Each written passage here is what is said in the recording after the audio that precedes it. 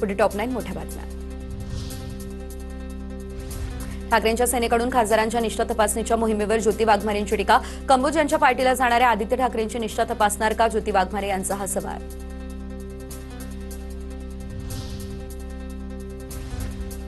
निवडणुकांच्या पार्श्वभूमीवर गोंदियाच्या आमगावमध्ये शिवसेनेचा शक्ती प्रदर्शन मेळावा। या मेळाव्यामध्ये मोठ्या संख्येने कार्यकर्त्यांचा शिवसेनेत प्रवेश। मंत्री आशिष जयस्वाल यांच्या अनुपस्थितीमुळे शिवसैनिकांमध्ये चर्चेला उधाण।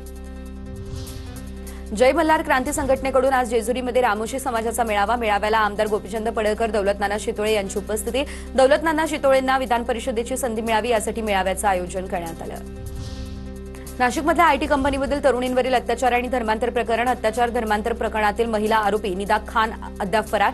निदा खानच्या अटकेसाठी एसआयटीच्या 2 पथकांकडून शोध देखील सुरू करण्यात आला। नाशिकमधल्या आयटी कंपनीमध्ये अत्याचार आणि धर्मांतरण प्रकरण। संशयित सहाय्य आरोपींचे मोबाईल जप्त केलेले मोबाईल क्लोनिंगसाठी फॉरेन्सिक टीमकडे दिले। जप्त मोबाईलमधून संशयितांचे कारनामे आणखी बाहेर येण्याचा अंदाज। मराठा आंदोलकांवरील सरसकट गुन्हे मागे नाही। गृह विभागाचे मराठा आरक्षण उपसमितीच्या बैठकीत स्पष्टीकरण।